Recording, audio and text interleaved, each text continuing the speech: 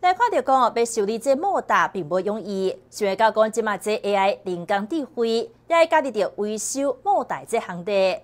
在全球传统智能动画竞赛这项比赛当中，来得到这创新奖项，透过到这人工智慧，要真紧的找出到这莫达问题。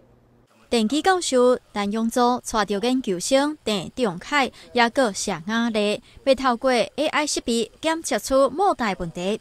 以往老师傅伫用听声，才有法度了解莫达出什么状况。即马透过 AI 检测，要快速找出问题，并且进行维修。它会透过它的音讯模组，把现场这段声音先收进去里面，然后经由 MFCC 的判断，去判断说现在目前马达的情形啊，不只有判断可以判断是异常或者是正常，就是连油杆这样子就会判别出来，然后会显示在荧幕上面。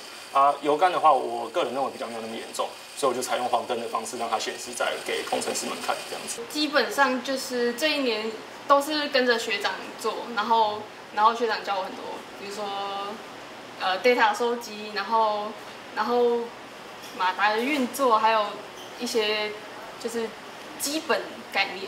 这次的比赛由业界公司配合庆义大学，邀请12间的厂商协办。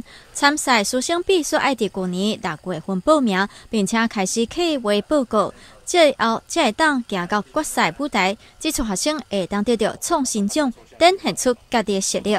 那我们要把所有的 data set 就资料集收集之后，放进去建模。就像大型语言的模型一样，你也要收集各种的模型。那我们现在所有的数据集，每一个模型大概建了6000到7000笔左右。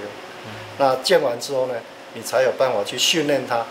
机器学习就是要训练嘛，然后训练它变成一个可以来跟机器 talk、跟人 talk 的一个模组。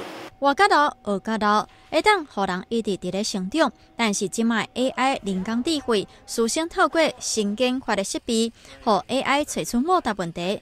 这个 AI 人工智慧也一直伫咧学习，以后会当更加精准的来判断莫达状况。中视新闻考试馆台川报道。